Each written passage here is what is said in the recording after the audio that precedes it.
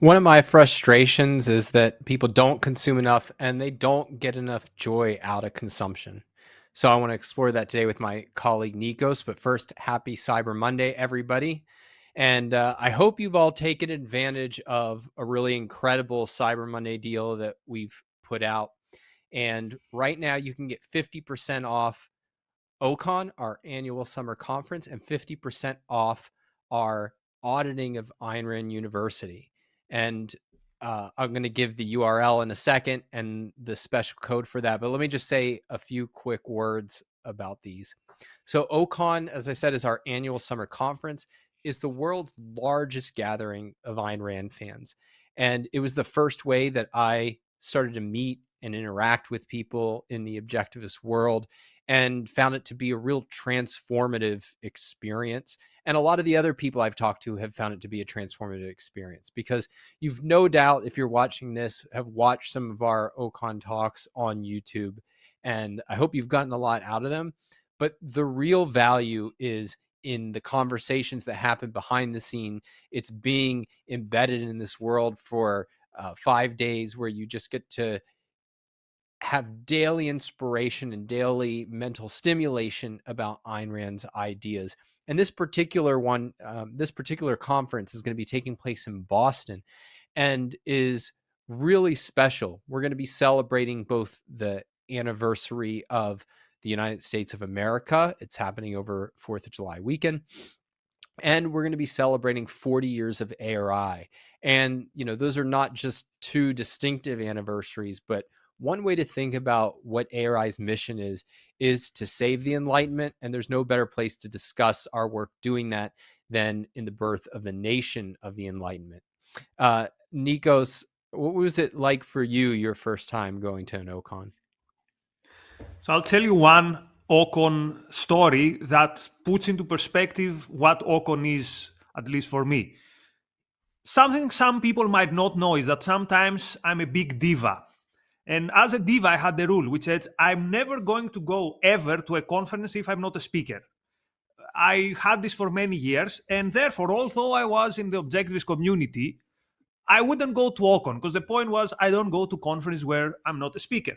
Then at some point in 2022, I get my first invitation to speak at an Ocon, so I attend for the first time. And a few days in, the thing I thought is, what a shame that I missed the previous Ocons. I wish I would have come to the previous Ocon, even if I wouldn't be a speaker. Because as you said, it's not just that you consume information. I mean, you can watch the lectures later, but you get immersed in a world with like-minded people for 5 days. How often can this happen? How often do we spend all this time together with people with whom we share ideas, we share values? Particularly for people like us who are away from the States. Like, I don't know a single objectivist, to be honest, in Greece. Therefore, Ocon is something that gives you fuel for the next of the year. I always leave Ocon inspired and with more energy than I attended, although I fly from the other side of the world.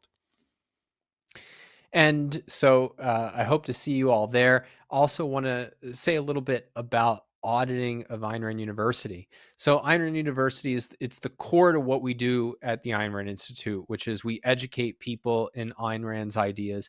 And I studied Ayn Rand for 10 years before I ever interacted with ARI. I read everything. I listened to every lecture, bought everything from the old Second Renaissance bookstore, for those of you who know what that is, and thought, okay, what more is there to learn? But finally, I broke down, gave it a chance, and that's really what enabled me to have a career writing and speaking on Ayn Rand's ideas, because as much as I had learned in those 10 years, it was nothing like what I was able to learn working alongside experts. And as an auditor, you get to have the student experience, whether it's attending classes live or listening and recording, asking questions during the question periods, attending office hours. We try to give our auditors every part of the student experience we can give them, except for getting graded assignments. So it's a really unique opportunity to get behind the peak of the curtain, get to know our students, get to know us and our faculty. And by becoming an auditor, you're also indirectly supporting our mission, because the auditors are what enable us to be able to give our students financial aid that allows a lot of them, many of whom don't earn a lot of money, to be able to afford our very intensive program. And many of those people are going to become the new intellectuals who will be appearing on this channel or on an Ocon stage. Now, the way to take advantage of this deal is you should go to aynrand.org/Cyber Monday 2024 and use the code Cyber Monday 24 at checkout. So if you go to the Ocon page and you want to buy an Ocon ticket, just make sure you enter that code Cyber Monday 24 to get your discount. And if you want to go to auditing, make sure you click there and enter that code. And just to be clear, you can buy an auditing pass, or you can buy an Ocon pass, or you can buy both. You'll get the 50% off deal no matter what you do. So I hope you take advantage of it. Now, I want to say one more word before we kick things off, which is I hope you all will stay tuned. After this discussion, we are going to have a special announcement, and we'll be bringing on a special guest to bring us up to date on what that is. But in the meantime, Nikos, why don't you kick us off on this topic that we're going to be discussing today, guiltless pleasures, how to consume like an egoist. Right. So usually people have this idea that in life there are two things. There are the higher spiritual things, intellectual endeavors, and then there are the more base, practical, material things like consuming. But I was trying to think, was there any time where you actually buy something that most people would consider a consumerist act, and then this has a significant impact in how your intellectual life, your spiritual life, however you want to call it, proceeds? And I thought of something, and I was thinking that an iPod I bought literally changed my life. Here's how it happened. It's the summer of 2010, and I was just finishing the army. The Greek army was just finishing the Presidential Guard. And in the Greek army, you get paid €8 per month. And at the end of your service, the army pays you all that money. So at the end of the army, I find myself with something like €100. And I said, look, I will buy myself a gift. Now, 2010 is in the middle of the financial crisis. So I felt guilt already with the idea that I would buy something so expensive. And yet I bought the iPod thinking that, okay, I'll probably listen to Iron Maiden or other like music. Fast forward a few months, a few years, through this iPod, I discovered something called podcasts. Back then, they were not really podcasts. They were more like iTunes University. And through this podcast, for the first time in my life, I come into contact with ideas that were different from my echo chamber. My echo chamber was obviously Marxism and the left. All my friends were leftist. Where I worked, everyone was a leftist. And yet this small device opens this new universe for me. I come across things like the Austrian school. And this was by coincidence. If you remember the iTunes University, I put something like a critique of environmentalism. And I come across someone from the Austrian school.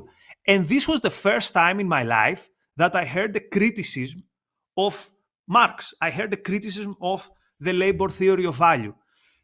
So in a way, this iPod changed my life. This iPod that when I bought it, I thought, I'm alienated because I was a Marxist back then. I'll just, I'll for this one time, I'll give in to consumerism. And literally, it changed my life. So how about you, Don? Can you remember a purchase that you consider that it changed your life or added a lot of value to your life? I mean, nothing as eloquent as yours. Well, I'll name two things. One is just top of mind. This didn't transform my life, but it certainly made it tolerable, which is the virtue of space heaters. My heat has been out in my house for the last 4 days, and my fiance and I have been watching the John Adams series, and I can really now sympathize with what it must have been like to live in the frontier, utter coldness before we had proper indoor heat. So that's been a lifesaver.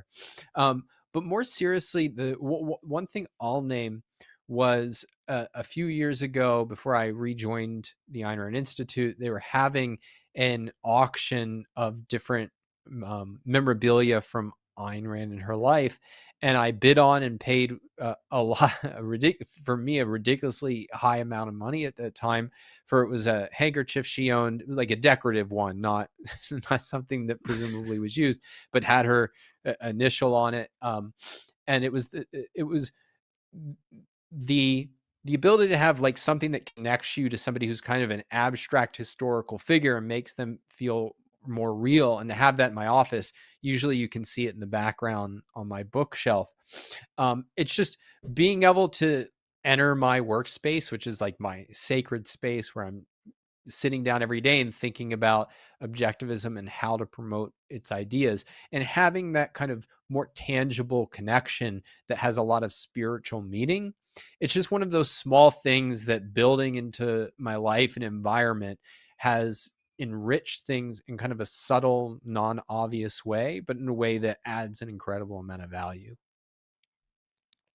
And Don, we need to realize that doing a podcast where we claim that we're in favor of consumerism puts us in a tiny, tiny, tiny minority.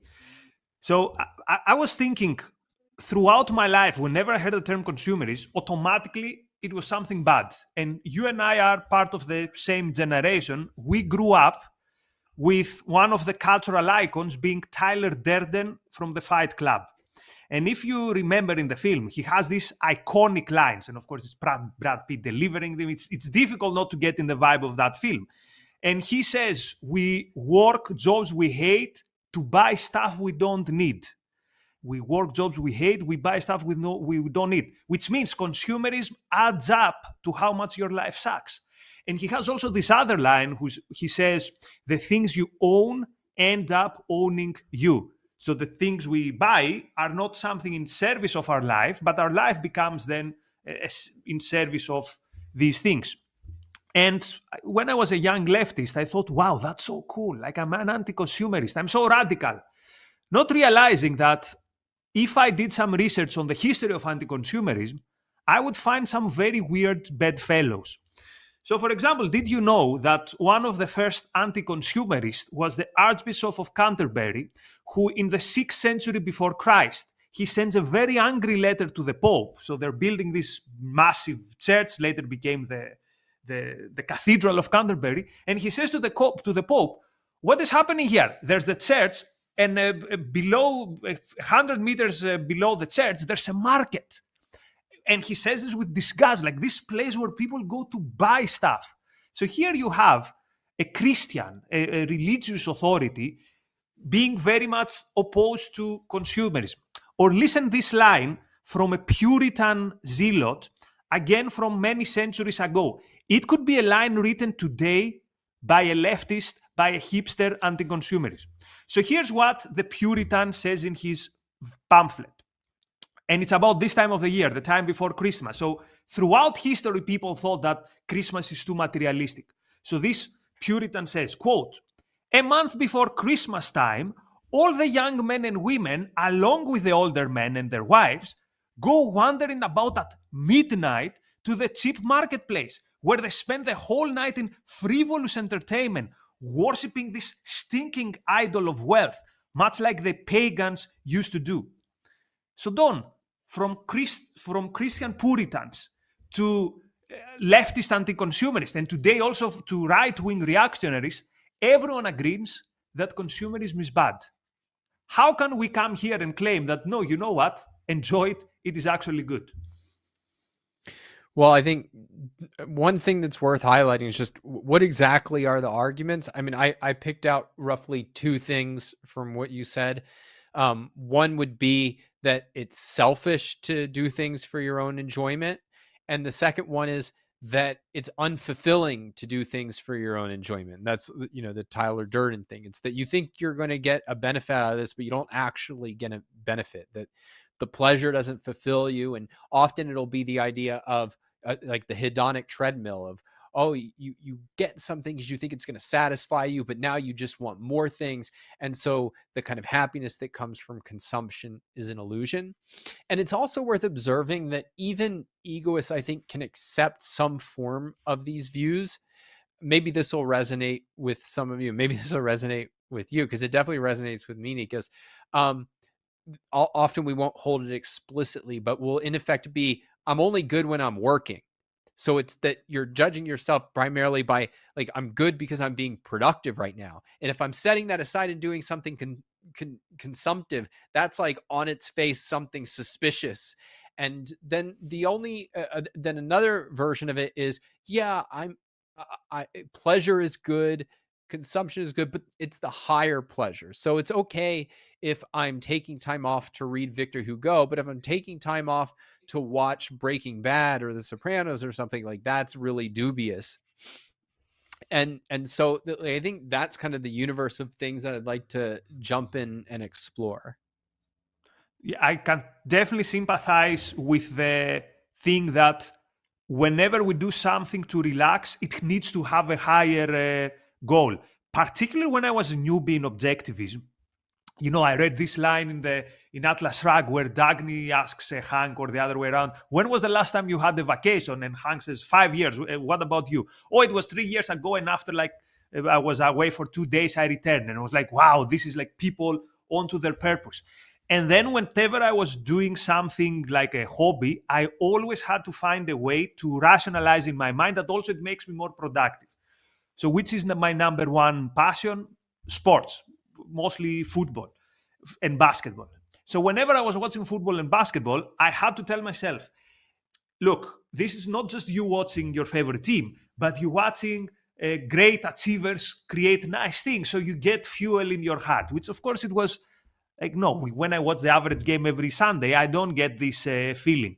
Now, it is true that quite often we have to question the things we indulge in. So I don't consider it very healthy that if my team drops point, my whole, at least the beginning of my week, I'm angry. So there are questions to be asked about how we enjoy our time. But this idea that I can't do something if there is no higher purpose, no. Sometimes the enjoyment is the purpose itself. Like if you read a nice book, what is the higher purpose? Well, you could say, yes, I learned things about life. But at the end of the day, it's that it makes your life better at that time. It clears your mind. And this is important in itself, not important because, oh, later I'm going to be more productive. Yeah, I mean, so the first point I would make is that the whole purpose of life is enjoyment. It's the one of the errors that I think creeps in and causes us to feel guilty about consumption is that life is about proving ourselves worthy. And that's sort of the religious view of all of life is a test to prove that prove yourself as worthy. But the whole perspective of egoism, it's just to enjoy yourself. Like that's the goal. That's what you're after. Now, enjoying yourself, to put it in more philosophic terms, life is about achieving values. And the main way that we achieve values is through production. And so it's really crucial that if you want to enjoy yourself, you're centering your life around a productive purpose, that you're directing your actions towards creative goals and pushing yourself really hard to build and achieve ambitious things. But production wouldn't be a value if consumption were not a value. And so I think the way to hold it is that you want to enjoy yourself, and you enjoy yourself by producing and consuming great values. And to put it, I mentioned the scene where Hank and Dagny in Atlas Shrugged discuss when they were last time they had vacation. But remember this other scene where Hank is, mild spoiler alert, he's taking Dagny to this very nice, luxurious restaurant. And he's thinking that, well, yeah, this is what I can afford this. And he likes spoiling her with these nice presents. And he thinks that this shows me that my life has been successful because I've achieved things. It's what you said. I work so that turns out I can enjoy a good life. So this is the difference between you should work because some higher authority tells you so, in which case you work hard and you're not sure why you're doing this.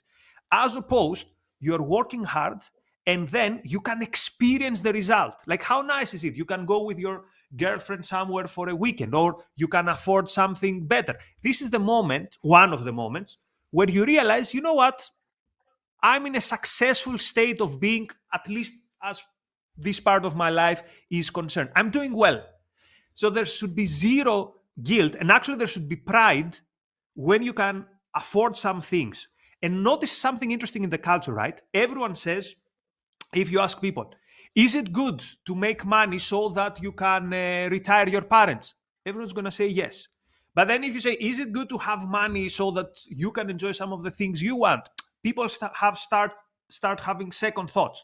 So it's again this idea that if you do something for yourself, it is actually something which is bad, which is a thought which is very weird. I mean, if you follow this logic, it leads to nowhere. Then why should you retire your parents? You do it because you love them. Therefore, you take some value out of it. So yes, it is definitely time that we should start questioning this idea that when you do something for yourself, it's at best neutral or at least morally suspicious. No, it's something which should be celebrated and something for which you should be given the thumbs up.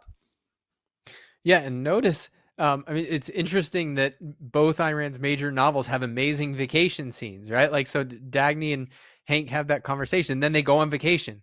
And then in The Fountainhead, Rourke has this just completely like relaxing vacation with his friend Gail Wynan. So if the first point is that life is about enjoyment, the second point that I would make is that enjoying life requires experiences that are ends in themselves. And when I think about what makes this idea that happiness is an illusion plausible, it's that life requires constant growth. And it is true that whenever you achieve something, you're very quickly thinking about, okay, what's the next mountain I want to climb? When you get something that you desire, it's okay, what else do I desire? What even better thing that I could have? And and that kind of constant growth and that constant climb upward is crucial to a human life. But at the same time, you can't experience life as a constant means to something that will pay off on your deathbed, right? Like, life is not about like, I'm growing towards some future where I'll finally enjoy myself. I mean, that's the whole like, hey, you'll be happy when you're 65 and retire mistake. It's that you want to enjoy your whole life as a process. And so what you're striving for is things that are worth living through for their own sake.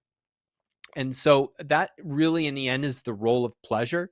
It's that pleasurable experiences, they are ends in themselves. They make life living through for their own sake. And I like to think of I have a distinction in my mind between what I think of life justifying ends in themselves, and these are pleasures that justify an entire life.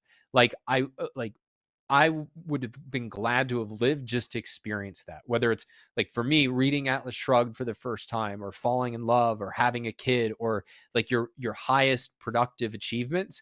These are the kinds of things that you're like, you know what, like life is justified just by these handful of moments. But those kinds of life justifying ends in themselves are pretty rare. I don't have an exact number for them, but they're not happening all the time every day. And so what you're also searching for is to just fill your life with pleasurable moments that are worth living through for their own sake. So like, I wouldn't like going on an amazing roller coaster can be really fun. Like that it adds to your life, or like go watching a baseball game, or going for a swim, or buying a new outfit. Now, if my life were nothing but going on roller coasters and buying new outfits, it would be intolerable and miserable. But if they're fitting into an overall architecture of a life that's fulfilling and that is worth living through for its own sake, that kind of thing, I think, adds a lot of value. And the thing I would stress is that they don't require any special justification. What they require is they have to fit into that larger picture of a life worth living. So like that the air of the Playboy is not that he likes going to a party or getting a massage or something like that. It's that it fits into nothing larger that's worth living. And they have to be these enjoyments and these values, and they have to be personal. They need to be meaningful to you. As opposed to what? As opposed to, oh, I will go to that place because everyone goes there, right? So let's be clear. The criticism of, quote, consumerism, there are many valid points to it if it is addressed to people who find the value of their life and their identity, so to speak, through consuming stuff. Because this makes you what Ayn Rand would call a second hander, right? You don't have your own taste. You don't have your own, you don't know what you really like. Therefore, in order to fit in with the tribe, you do what the tribe does, which is, for many people, it is consuming. Now, this is something which is indeed to be criticized, and this has nothing to do with what we talk about today. And again, I return to this scene from Atlas Shrugged, but it's perhaps one of my favorites in the book, where Hank and Dagny go to this very luxurious restaurant. Notice it's a very private type of restaurant, right? Like it's not everyone crammed with each other. It's a place where people go to enjoy each other's company, not to become part of like a faceless mass. So again, because other times people will hear me criticizing quote unquote consumerism, but actually I'm not criticizing quote consumerism. I'm criticizing the second-handness, where you have your life is not going anywhere and you don't have values, and yet you want to just follow the next trend, and an easy way to follow the trend is quote consumerism. Yeah, and the it's not just secondhandedness, right? Like I think of that quote that you gave from Fight Club, the things you own end up owning you. And there is a way in which that can happen. Like there's a reason that I think that can resonate with better people. And and the way I think about it is just, you can have a really messed up hierarchy. That is, you can treat things as more important than they really should be in your life. And if you think about the phenomenon of like, hey, I have a whole bunch of, stuff that I've bought with debt, and I'm miserable in my job, but I can't leave my job because I have to pay off these debts. Like that can be a really troubling and happiness destroying situation for people. But the problem is not consumption per se. It's that they've consumed in such a way that it's undermined more important values. That is, that nice car might not be as important as the flexibility to take the more creative job that you want to take, or to take to start a new venture that it's going to take you a few years before you can turn a profit. So there's all kinds of ways that we can go wrong, I think, with consumption. But it's not a problem with consumption any more than there's a whole bunch of ways we can go wrong with production. Is not an indictment of production. We can pick a job we hate. We can pick a job for secondhanded reasons, which is something explored deeply in Ayn Rand's book, The Fountainhead. But I want to turn to this idea that is another aspect of exactly this point, which is the idea between higher and lower pleasures. There's something right about people struggling with that issue, but the way I think about it is it's a struggle about how to pursue pleasure, how to pursue it in the right way. Because pleasure can certainly be pursued in destructive ways. And you can think about like a person who looks out at the world and sees, well, there's the people who are putting themselves into credit card debt, people eating and drinking themselves into bad health. And so what will often be thought of is that the kind of ideal to strive for is, moderation versus gluttony, or that they'll think, yeah, there's people like, there's nothing wrong with consuming, but you're consuming trash and I want to consume something good. And so it's the higher versus lower pleasure distinction. But I think at the broadest level, the right way to think about it is that, are you pursuing your values rationally? And rationally, in part, means thinking about why an activity is pleasurable and what role you want to play in your life. So just to elaborate on what I have in mind here, I remember I have a friend who became a sommelier, and I realized that like his enjoyment of wine was radically different from other people I knew. For them, it was like, yeah, that tastes good, that tastes bad. But because he was thinking deeply about like, where did this come from and what variety it is and what are the different textures and flavors in it, that kind of thought about this value was enriching. Like his experience was deeper than mine, and that you can bring that kind of mental activeness to every value. So, you mentioned the sports you like being football, basketball. I assume you mean Soccer. soccer. but for me, it's baseball. And if I brought you to a baseball game, Nikos, you'd be able to get the basics right very quickly, right? They're trying to run around the bases and make runs, put runs on the board. And you could, to a certain extent, get into it. Like, all right, this team's ahead. No, that team is ahead.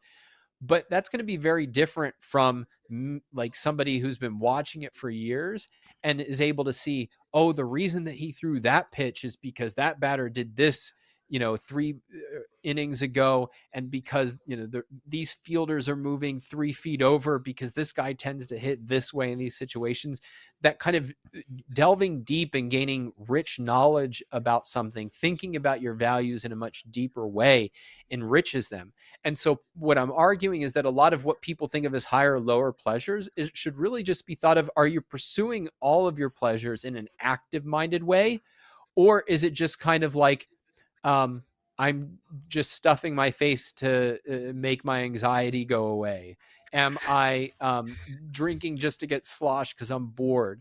Like it's much more about how you pursue values, how you consume values, than I think the raw value being consumed. Now there's, the depth with which you can be active minded about Atlas Shrugged is very different than the depth you can go into with like Twilight, but you can still be active minded, I think, about all your values, and that really enhances pleasure a lot. Okay, now I have a question. It's a genuine question. We haven't discussed this before, but as you were saying this, I thought of something. I realized that indeed, like you said, I think that if someone is into something, they should be serious about it. So I have no respect for people who spend hours and hours and hours every week following football, soccer, or basketball, and yet they cannot understand the game. And now my question is this. The fact that I'm nerding it out, I follow the tactics, I follow the advanced statistics to understand the game better. Well, someone could say, okay, this is such a waste of your time, right? Imagine how much more you could be doing. And that's true. If it weren't for football, my career would be probably somewhere else. But at the same time, if I think the way I approach football is useful because I try to understand it deeply. I try to understand cause and effect, and I also try to understand what is the really good. Where is the genius in the coach, in the way they play.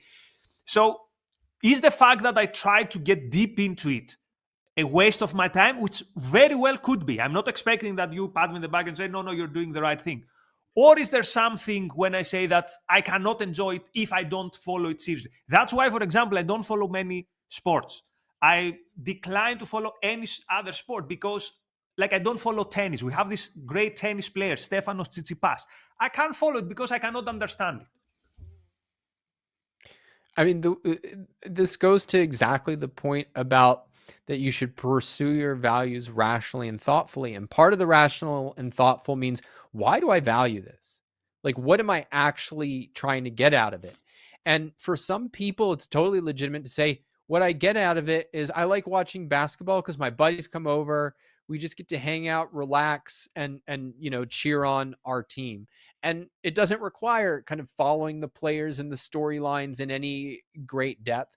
And that's totally legitimate. And it's totally legitimate to say, no, for me, it's like reading a novel where to really understand and get the value out of it, I want to know what the players are, how the owner's chosen them, the arc of the season. Like, I want as much of that context as possible to bring to every game.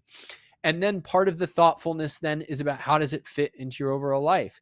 And I mean, you said, like I could achieve way more with my career. You have to think, and okay, is that a gain? That I'll achieve a little less in my career, but I have this amazing passion on the side that enriches my life? Or is that indeed a sacrifice? And the point is that, like, there's no answer other than you deciding this is what I want from life.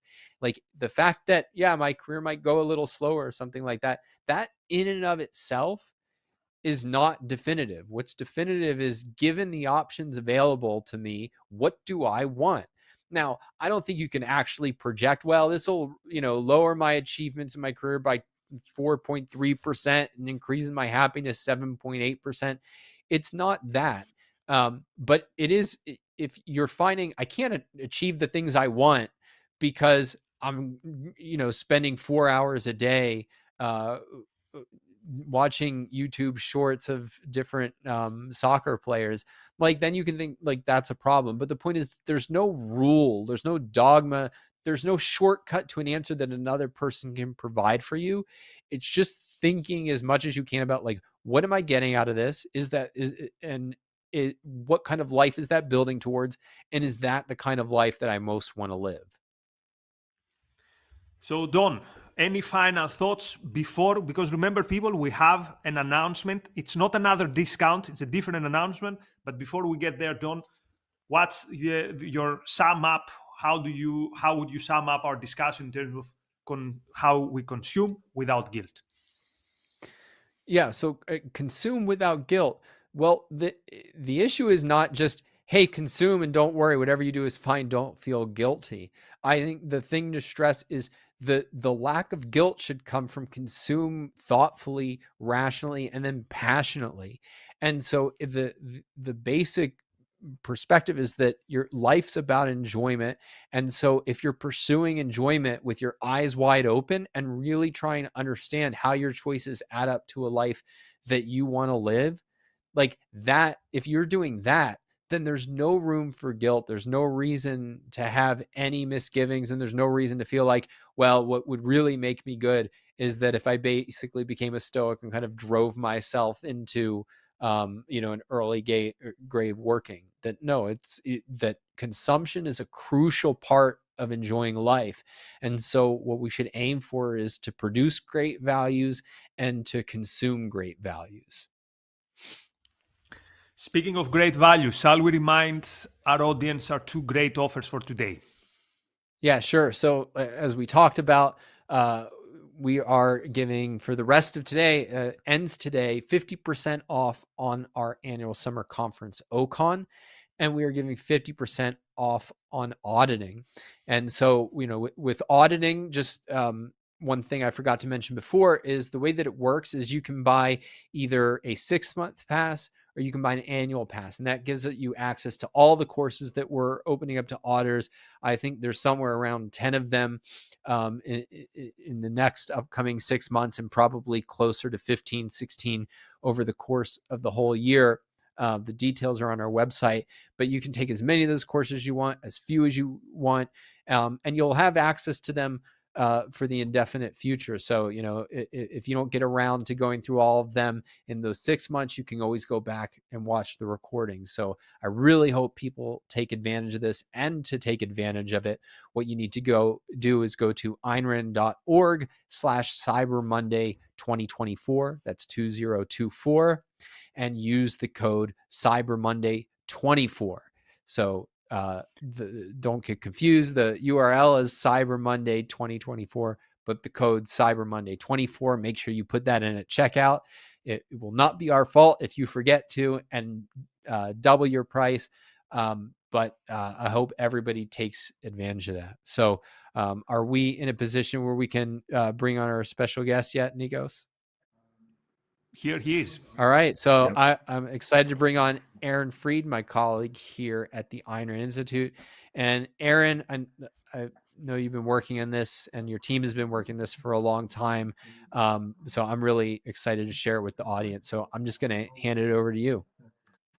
Yeah. So Tal announced at OCON that we were putting together a new version of the ARU mobile app, and we're launching it now this week.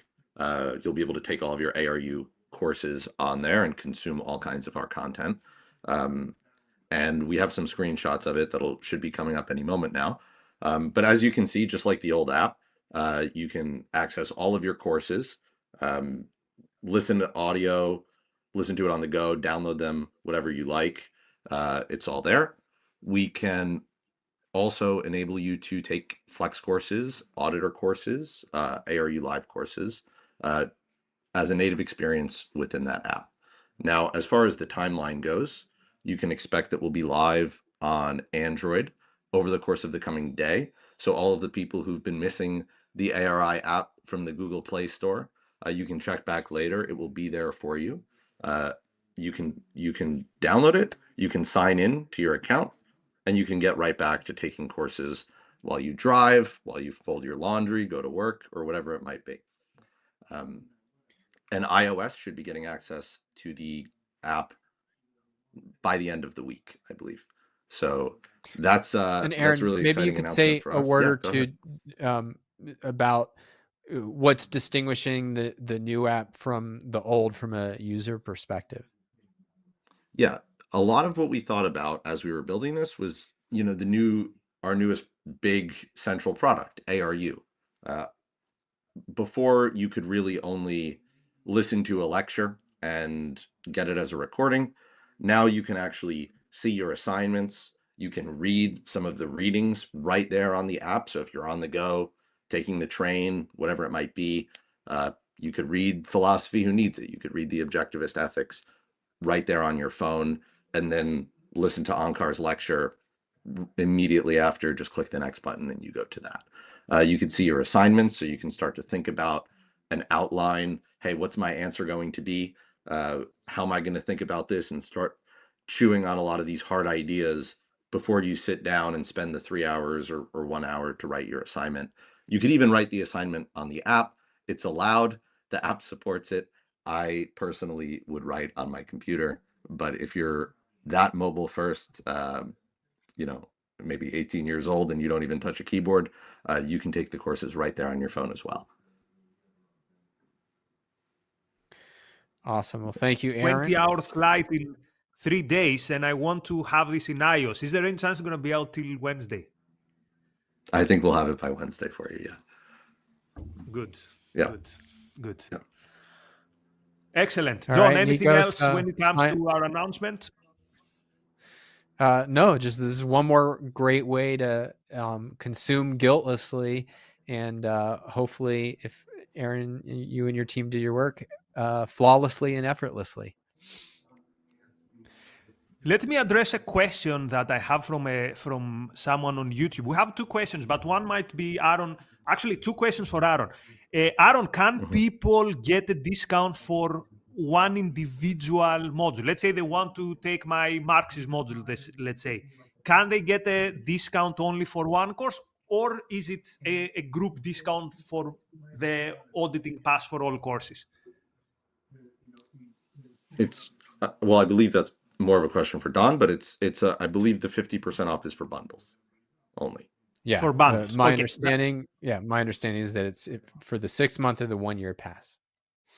Okay, but it's worth it, people. All the courses, like many of us who are staff, I'm taking as a student a course, although I've taken in the past, because the value is so high.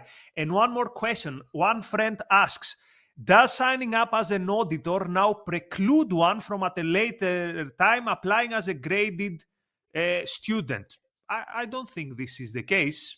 Right? You can be an auditor now, and next year you can decide, I want to take the whole experience, I want to be a student. Am I right, gentlemen? Yeah, it wouldn't preclude you, but if you really do think you're going to become a student, I recommend just go ahead and become a student now. There's no time like the present. And, and if you have concerns where for one reason or another, it doesn't make sense to start right now, reach out to us and we'll be happy to discuss through what the best options are. Excellent. Another question. Will there be new Flex courses? Now, Flex is something new that we started offering relatively recently, which gives you more control on your time on how you consume the content in Ayn Rand University. Aaron, am I right? There will be some new Flex courses. Yes. The short answer is yes, there will be probably a lot of new Flex courses over the coming year. I know, because I'm meeting this gentleman in a few weeks to discuss something which is related to that, though I don't know what will come out of it. Okay, one last question from our friends in the audience, and thank you so much for your time and your questions. So someone asks, thank you, enjoying the talk. Where can I find further sources on steps or tools, books, etc., for being conscious and deliberate about pursuing guiltless consumption? Don, we both consume a lot of self-development books. I don't think there's any book about that, no? I mean, nothing leaps to mind. I certainly tried to get some core ideas through in my book, Effective Egoism. So that's one place to start. if anybody else has any suggestions, I'd be really interested to hear them. I think, one of the costs by living in a world that views pleasure, consumption, self-interest as a negative is that it becomes really underexplored about how to pursue this in an enriching, healthy way. And so that's a real opportunity for people who are coming from a pro happiness, pro self-interest, pro material perspective, is to illuminate how and various. Now, that said, for particular values, there's often lots of good guidance. So if there's something you're interested in, there's plenty of material that will, like, if you're interested in baseball, there's plenty of great books on how to appreciate baseball. But in terms of like a basic framework, I think that that's one of the real tragedies, is that we have not been offered that. I'll just give one suggestion because we're close to Christmas. Do yourself a favor, dear friend. Find Leonard Peikoff's radio program about Christmas and commercialism. I don't remember exactly the title. If you go to YouTube or to Leonard Peikoff's website and you put Peikoff Christmas, and I don't remember but put Peikoff Christmas and you'll find it. It's still today, I think, after I've consumed almost everything from Dr. Peikoff, it was one of his pieces of content that had the biggest impact on me. It's you reappreciate Christmas under a very new light. You know how everyone says, oh, Christmas is too commercial. Peikoff says that the reason you people enjoy Christmas so much has to do with how commercial it is. And he explains it. So this is my content, my podcast suggestion. Again, go to YouTube, check out. Do you remember, Don, what episode I'm talking about? Do you remember the exact title? No, I mean, I know he has the written piece, Why Christmas Should Be More Commercial. I'm not sure what he titled the radio version of that. So he has a radio version of that, and it has background Christmas music. So enjoy it just before Christmas, maybe while you put up your Christmas tree. It's a very nice experience. Anyway, these were all the questions. So, Don, parting words? Yep.